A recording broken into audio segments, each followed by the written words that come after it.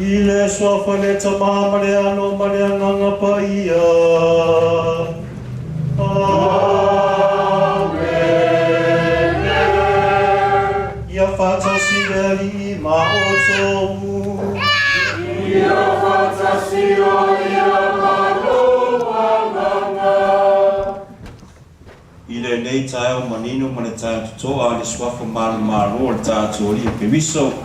Le dio le angalofa mana whatalofa atu whawhenua i kai mana o le tātou e kāresia se fo le tātou a inga e tūlanga whanupe le nei tae au o tātou whatasi ai atasi ma Australia ma Samoa ma le lalangi atoa tātou te patipatia le tātou tauranga whawhetai le atua ma se foi le anga le nei mana ngalofa le lii e ia whaani mai a tātou o tātou Sawa wani whaatasi pēr i tātou o le ainga o le kāresia ma se foi tātou taitou kasi. Pātaro whaatu foi i a Samoa o tātou whaatasi foi ara le tātou whasamulanga o le mautu Samoa vinga o le atua. Tō tāpua inga o mawalunga foi le tātou tauranga pa ia fo le nea sa i a whaataro whaafia mai matara mai au.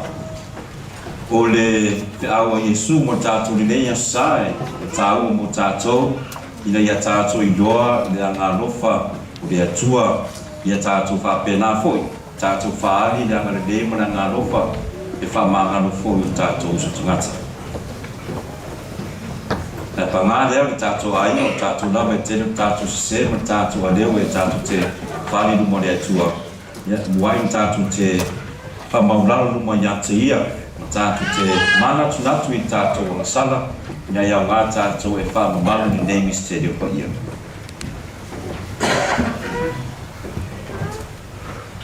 O te tau i le atua, o leo mana unga ma o tō soe, o matuanga sala lava i au ma whauwhaunga, i au upu, i au ionga na o whaia, ma tāwha i oina o le whaia.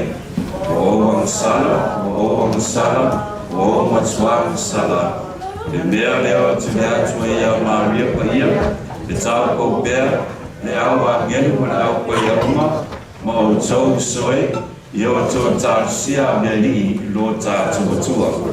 I alofa mai a te tātou le atua le au mana uma whamangana mai a tātou wangsala, ma watu i tātou i le ola e whamabau. Amen.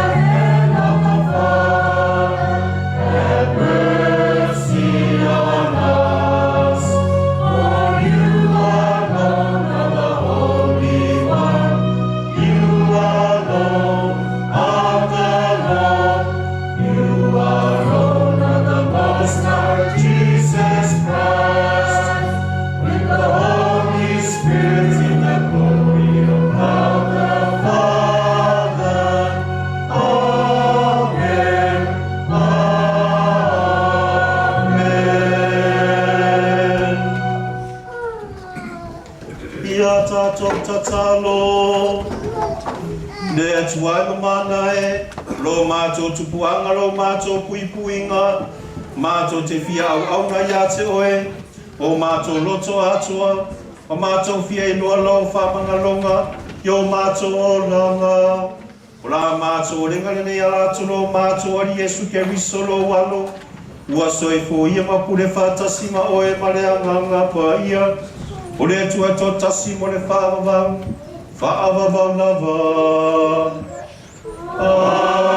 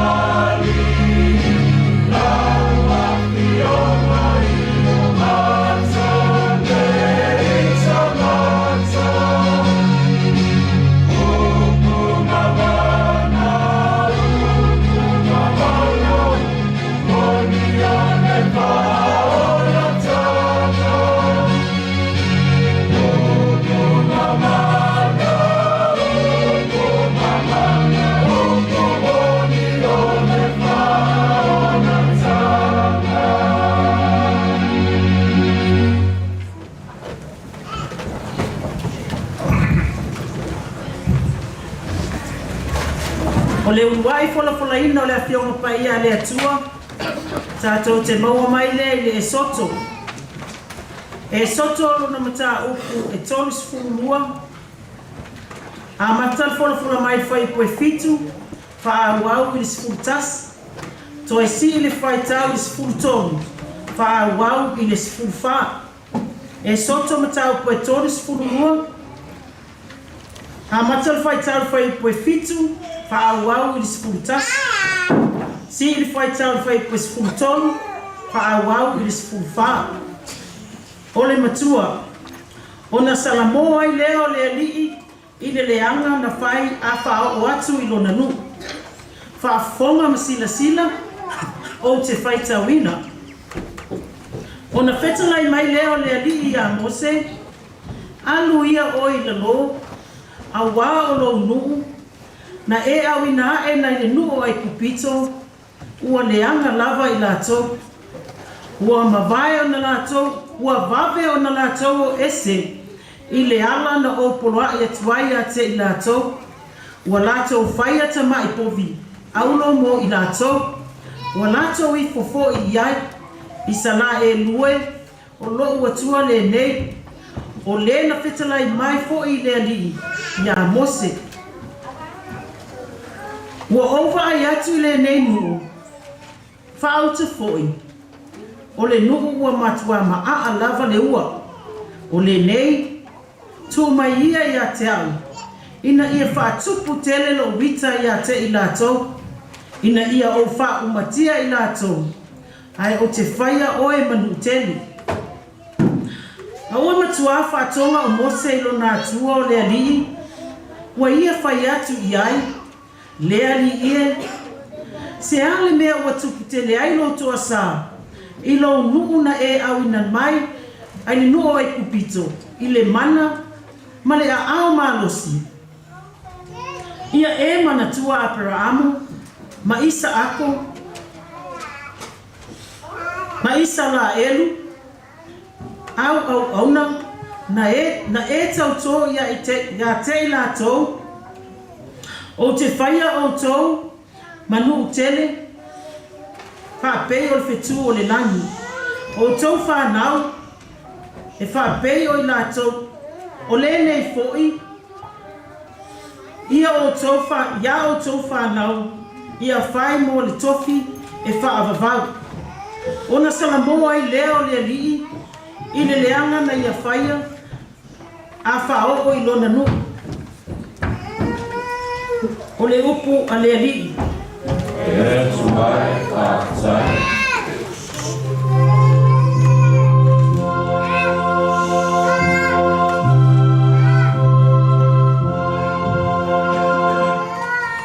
Ole a utulai malu i lotama.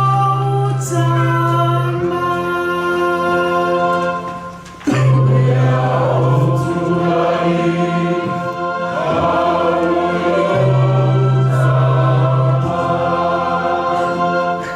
Letu e ia elfa mai a te au, ia tu salava malo. E tu sama le tele olo ala fa muti vale. Ia e solo e se iau soli tu la fono.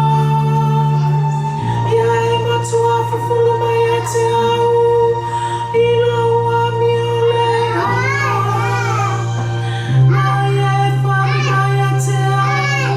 Ila ua ngasala.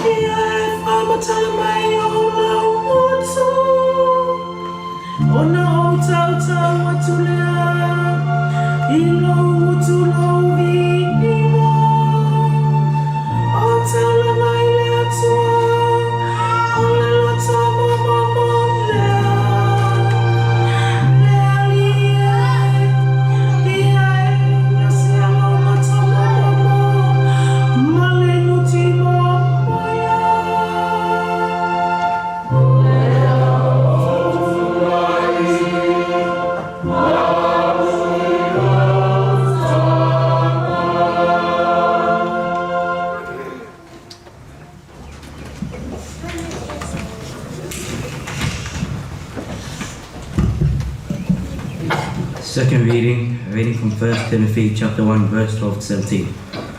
I thank Christ Jesus our Lord who has given me strength. By calling me into his service, he has judged me trustworthy.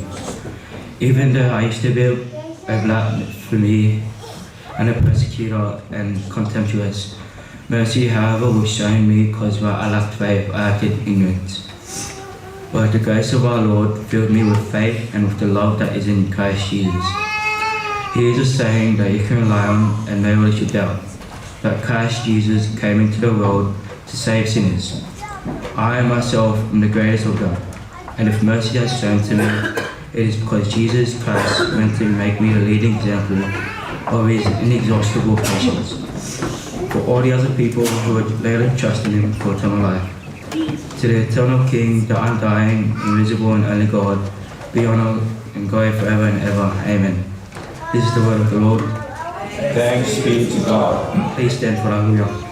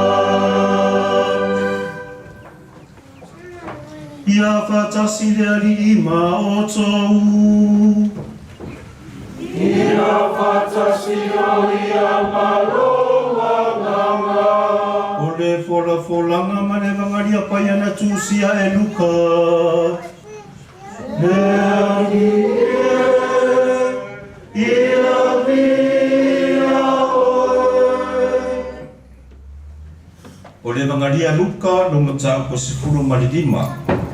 Fola mai i le fai mua bua whaangata i le sifuru. Luka no mata ko sifuru malidima. Fola mai i le fai mua bua i le sifuru.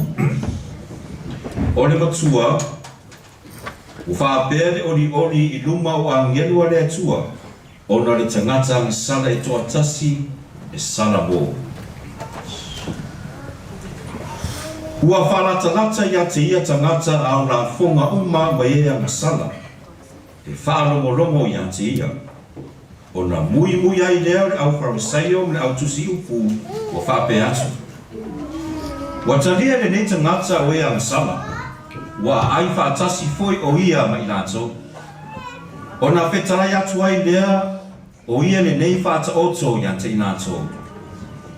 Oi e so o tau e ana mamo e se lau. A whai le i lore tas. E le tua e ia le iwa ngā furu ma le iwa i le vau. Ai alu ma sa ili i le mua le i loa. Se ia maua. A maua. Ua whaafuata ma le ori ori. A o atu foi i lona ainga ua whaapotopoto ai o na wō mo e tua oima ia. Ua whai atu ia te i lātou. Ia tātou ori ia ma, a wāua o maua lau mā moe na le i loa. O te whai atu ia te o tau, e whaapea foi o na tele ori i le langi i le tangata ngā sala e toa tasi e sala mō. A e titi e au i e tonu e toa iwa ngā furu ma le toa iwa e le tusa i iai i le sala mō. Wai e foi le whawhine e ana tupe e fua ngā furu a whaile i loa ia te ia le tasi tupe.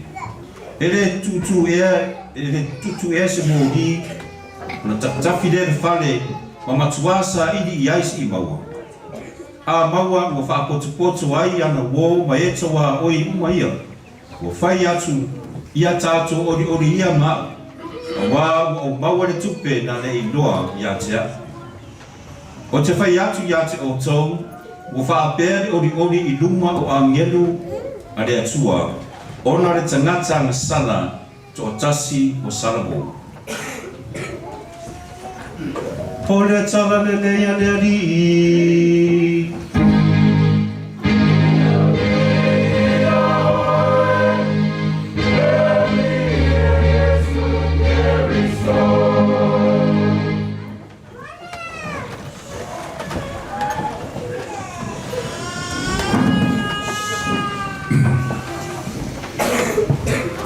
ia o le tātou ai ngai kartono o tō silasila ma tō mai tau ma mai mua pe whata ia fo. I le tū mālo o le masiofo o le tupu tu mai tai o le sepeta i le vasu tuna yatu. Ia o le tupu tu mai tai o le sepeta ia kartono o tātou umalawa li nei manamaru ma tō telekoi sa mo tau kuai mai le tātou le sa le paua lava lea o le taitai o le ainga tupu o le masiofo o tātou iloaina o tātou tō silafia o tātou iloa ia o le sepeta i le fia o tele tausanga ia fitus fu tausanga o le taitainga lea o le neitu mai tai o le tautua lea o le sepeta o le malo o Britania ia whapena foi o tele foi o malo o le larangi ia fiai ma Australia. I le masina tuna i atu i le asu tolu au kuso tausanga lua whenusma lua na ia sao noa whapenei te whaaso atu le tātou ainga. Throughout my life, by the teachings of Christ, it helped me to find hope. Throughout my life, by the teachings of Christ, it helped me to find hope. Ka tonu tō tere o le laulangi e whapea o le tofinga le nei e na o le pule pe na o le ai lava o le oa o le marosi sa iai na iai le sepeta ma le ainga. A tonu o le rau tue whamanatu mai a tātou ia o le sepeta foi o se tangata o se tina pe o lava o tātou Samoa. Tātou wa ai foi ai o tō sila ia tātou te mita e foi i le whātua o whamuahua o whaia mai e sepeta o le atua i le lalulangi. Taritonu le tupu tamai tai nei au loa me ke riso e o whaia fuaro na ngaruenga e le eisi au ngā foi o nana tofinga. Tā uai foi i morona tunu ma se foi tātou malawa.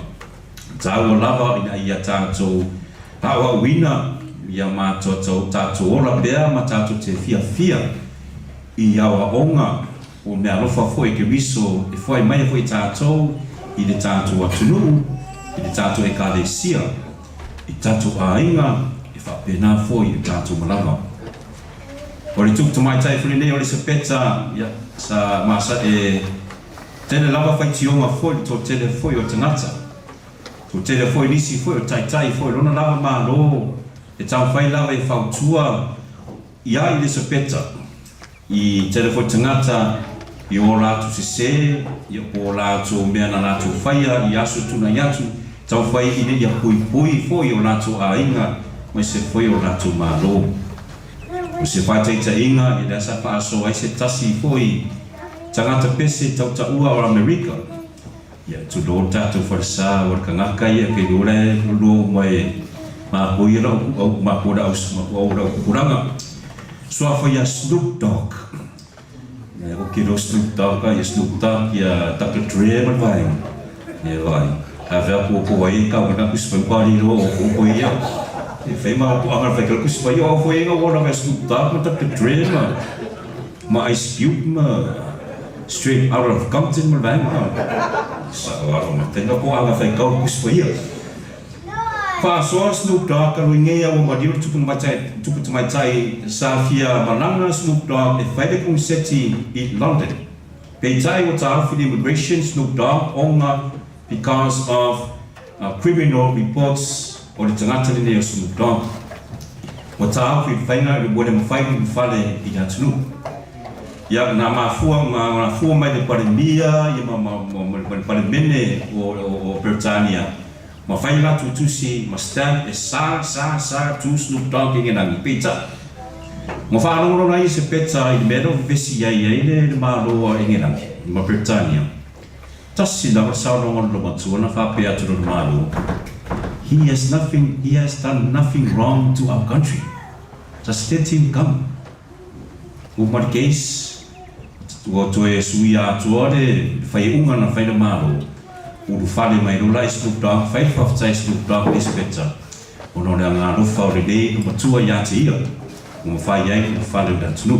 ia uslu blau se tasi lava se patete inga i tātou i lo ai e tamai tai speta ia o tātou asa nei le tātou ainga e tāu lava o toi whamanatu tātou i le atua le asa o le anga lofa o le atua that God is a merciful God. God loves us all. Whingalo le atua i a tātou ula ina foi mai a tātou te tau mai a tātou le ngatu upu i a tātou soifua. Tātou whāri foi le alofa mau whare foi. O nisi foi tātou tua oi tomo tātou langa. Tomo tātou nu tātou i karesia nei whapena foi o tātou atunu. I le upura le salamoro parosi tele i tātou whaitau le nei asa. Ia tātou whaitau mō se karo whai. Te ofu a tātou pe a tātou wharongo whamei o salamoro le atua. Whamei o salamoro le atua ona o whaatonga atu mose i le ri. Ia tā ofi le toa sāma whamangaro lona nu. A o le atua mai na matanga tātou whaitaunga saunoa ia mose aru i lalo matau i atu i tangata nina. O la o wai lo toa sā, la o wai le whasalanga. Ona ua rātou whaia le angasala o le ifu tupua ua ngalo le atua.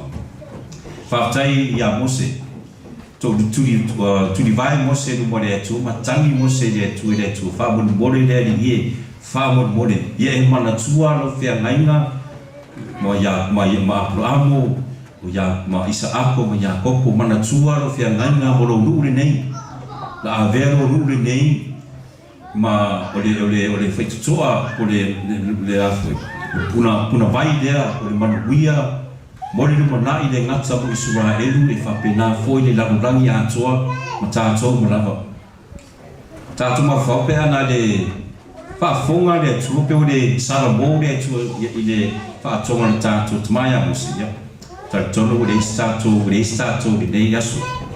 Amugia le do Israel o tu e sui le to fa o tu le diu le mafofao mo le nganga le atua ia o le fa mangaro i no no.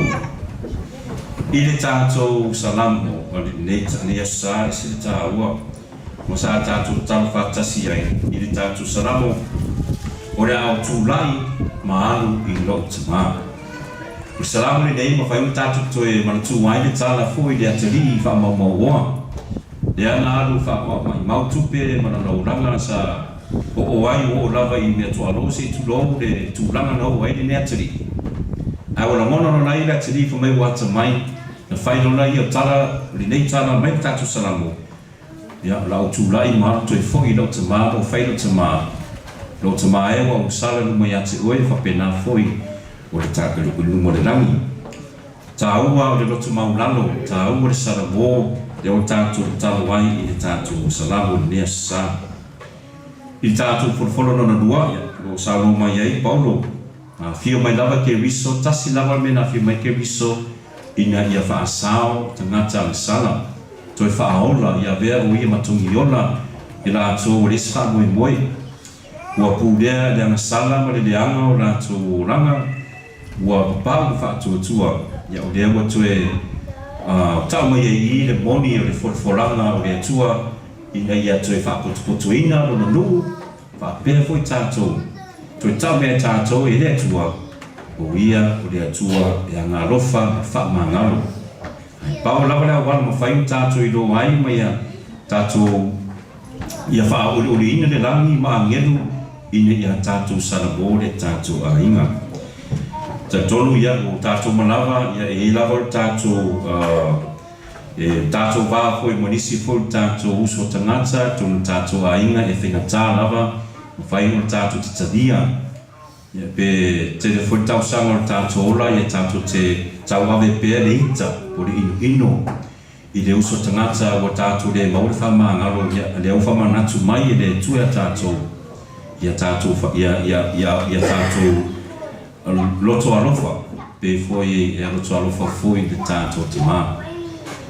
Wantai ao sa tu sia se tasi foi te mā sa bua lunga le Facebook o le penga ta whailangi le whaasore lea sa wa peo le na yasu tuni atu tua umana whare la wasi o nisi foi o latu ainga sa o e se whaalavalave mātuia tono tosi le fia i le whaingo ta ua le o le whaalawalo foi le nei a inga ma se funi la whanga a upu foi nei ta mafa mai i lava le ona ui lava le whainga tāo le taria le mea no wai i le mātu a inga ma se foi mātu nu a whawhatai le nei asa whawhatai le atua ina nau whorifola le nei asa te whamana tu mai ai le tā ua manuia le whamawhanawhana fua i pe a tātou te whaali le alofa i le tātou usu tangata e ui lava po se anasala po se mea fua se tasi fua o whaia tātou e whinga tāu tātou ki taria ma whamangalo i a te inatou ia le tātou i ngai i a tātou whaavahe bea le tātou mawhutanga i a mese fui o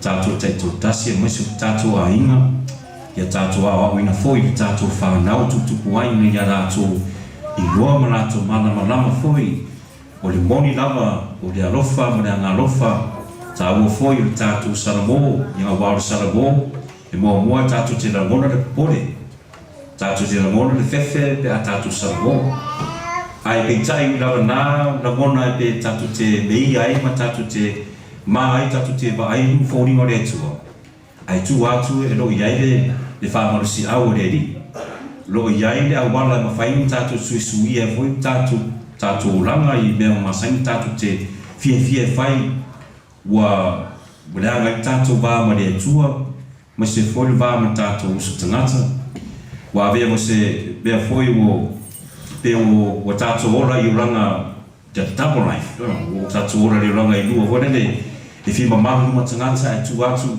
tātou na nāina le tātou ora pungisa i wā e mata lava e popore pe a tātou Samoa ia vea le Samoa tātou Lotu ma tātou malama ia tātou te anga ai i le fia i moni lava upu Yesu le tātou furfora na nei asu e ori foi le nangi ma angelu i le tangata to tasi e Samoa e moni le Samoa le tangata e sea o la iai le swinga o la suswani e le atua la avea po le tangata anga sana le na avea po se la vepa o se sodeo foi o le whamarusi au whanatu te reina lea o nisi foi na tau o rātou ora pea i ora pungsa ma rātou ngalo le tua ia o le tātou ngalo wenga le nā usu tu whawhine a vea fui tātou mo awhi au o le ngā lofa ma mana o le tua ia manuia le tātou tauranga pa ia le tātou a inga tātou talo pea mo le ngā lofa ma ia tātou ia wāfui tātou a inga me se fui tātou i kāre sia nei ina ia tātou mau pere manuia mau pere le wherofani mai se foi tātou whātou tua tātou te ora ina whātasi a wāre manuia mō te ngata o.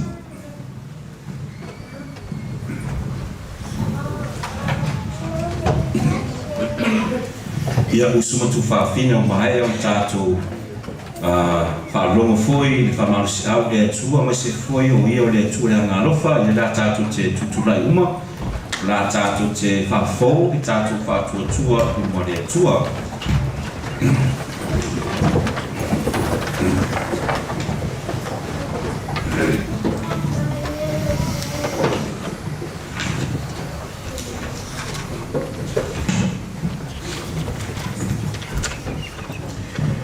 O le tātou tari whātasi, o te whātua lava i ai. O te whātua lava i ai. Usumatu whāwhine, le nupa ia o le atua, pe o te whātua i le atua le tamā, o le ona le mārosi ma lava, o le na whaia le langi, mane na langi. O te whātua lava i ai. Pe o te whātua i a Yesu Keriso no nālo e tōtasi. Lo tātou ari o le na whanau mai a Maria le tau kou, o le na whakuruseina na mariuma whanera wasi, na tue tuhae na ie woti, lo wanofo o ia le tūta mutau o le tamā. O te whātua lava i ai. Pe to te whātua i nganga pa ia ma le kāre sia, ia o fi ai mu uma. I le mare mawhitanga o le au pa ia ma le whamangaruina o angasara, ma le tue tuhae o le tino ma le oranga tu mau atari. O te whātua lava i ai. I le lupa i ai o le atua usu tu whawhine ma Samoa, o le tātou whātua whātasi dea, o le whātua lava o le kāre sia, tātou te mita e tau tino atu ai a Keriso, tō tātou wari i. Amen. ya la tātou alu atu le tātou tausanga lau tele, mori au tātou momoanga i mo le atua.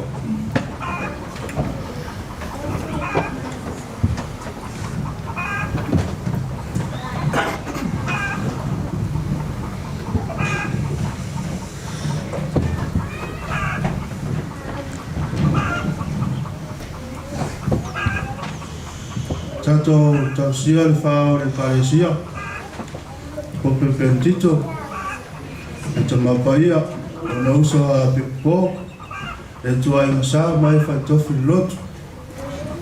Arofa le atua ia, wae le lotoa ma loto malosi a wale tautua ina o le fungala, o tato o le le li.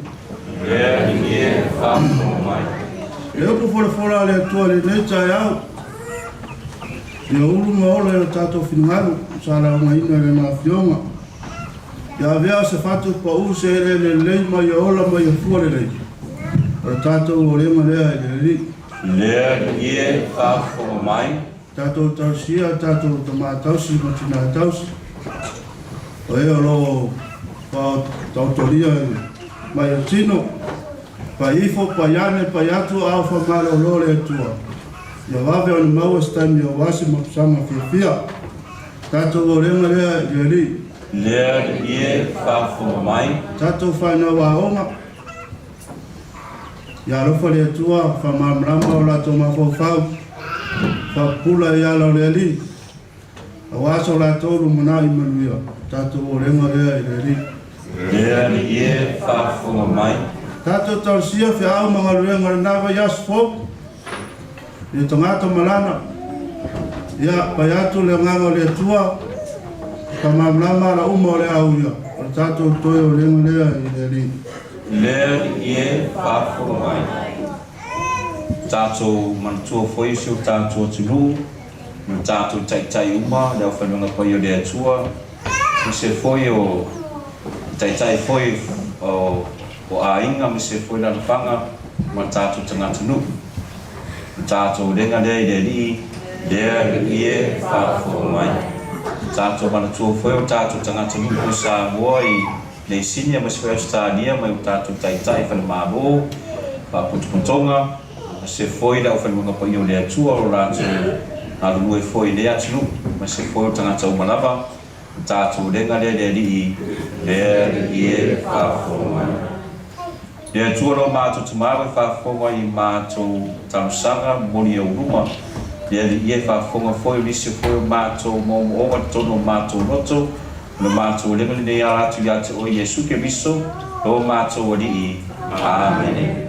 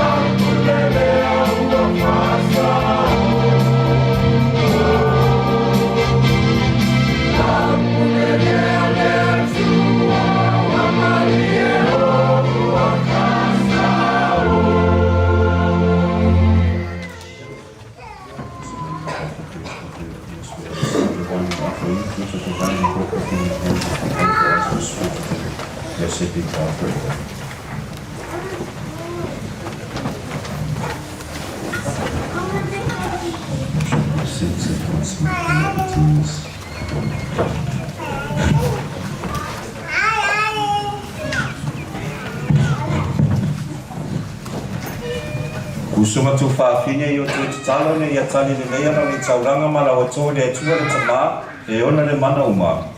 Ia talia le nei tauranga me o lima o le vinga ma le mana o swafa e au ngā fuku i tātou ona le kāresia pa ia ato uma. Le ie whaafunga mai i talo sanga o Lotu ma ie talia mātou me arofa ia veri i fonga ai mātou tai tō tasi a rātu ai le whaoratanga i tangata uma. Rā mātou renga i leona ke viso o mātou wari. Amen. Ia whatasi le ari i mā o tōu. Ia whatasi o ia mā loa nganga. Nasi aia o tō roto. O whatasi ia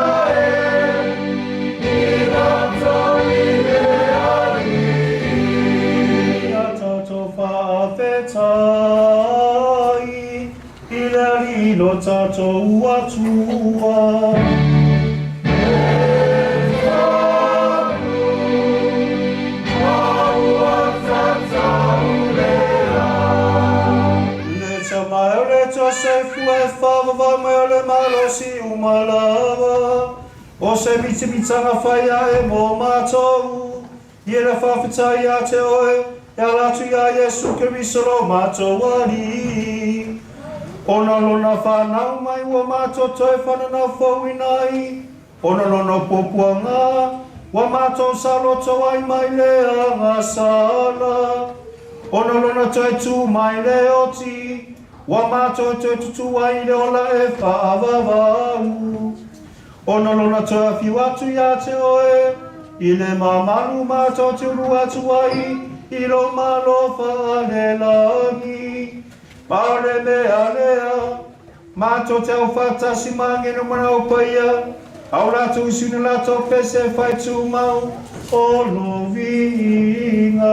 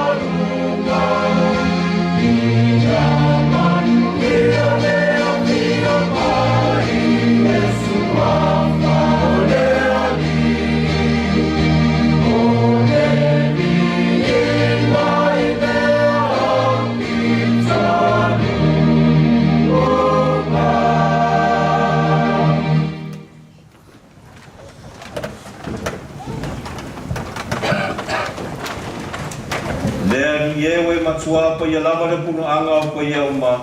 Ia wina mai lua nganga pa ia nei mea lopa. Na ia vea lātou mai mātou le tino ma le toto lo mātou ari o Jesu Keriso. Alo tunatu i le oti o se oti na ia talia mona lava marie. Na tango i la reto ma vatu ia te oe le whaapatai. Na tofi i la reto ma vatu luna au so ma le whape atu. I nā whetango fia iai o tō uma ma ai iai. Lo tino le nei o rā fwoi nātu mo o tō.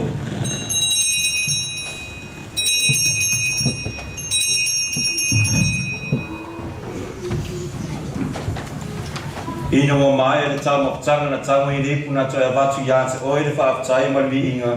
Na tu atu ripu na au so ma le whape atu.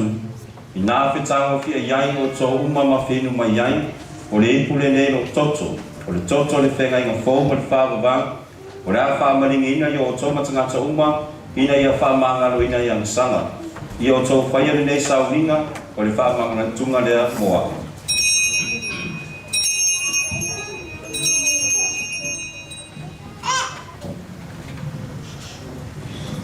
O le misterio o le whaatua.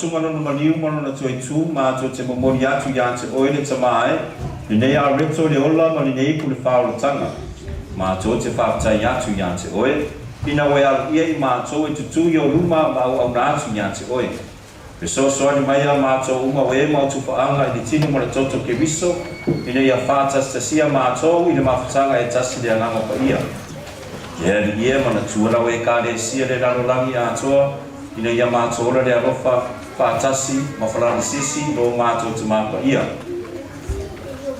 Vincent Long ro mātua I Big Paul, ana pati Louis Matairinga ma Peter Brown ro mātua Big Paul, e whasenga o Big Paul e toinga samu ma se fwoi ni mātua ainga o potu nei. Ia manatua mātua usuma tu whāpine o fwoi atu ni lātua malo nunga ma le whamoe le toi tuwai.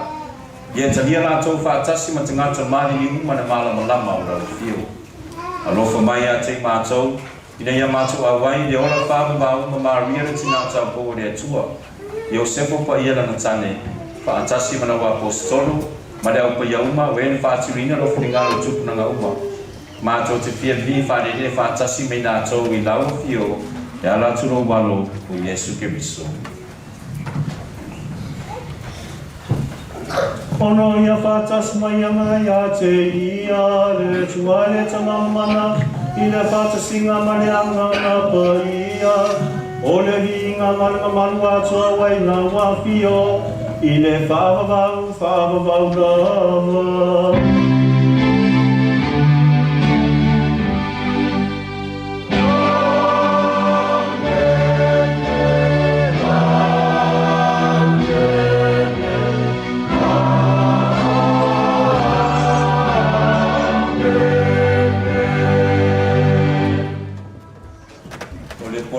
Paona ma pa ma su yana ya o pa ia, fa in fa ma sia ta so e ta talo atu.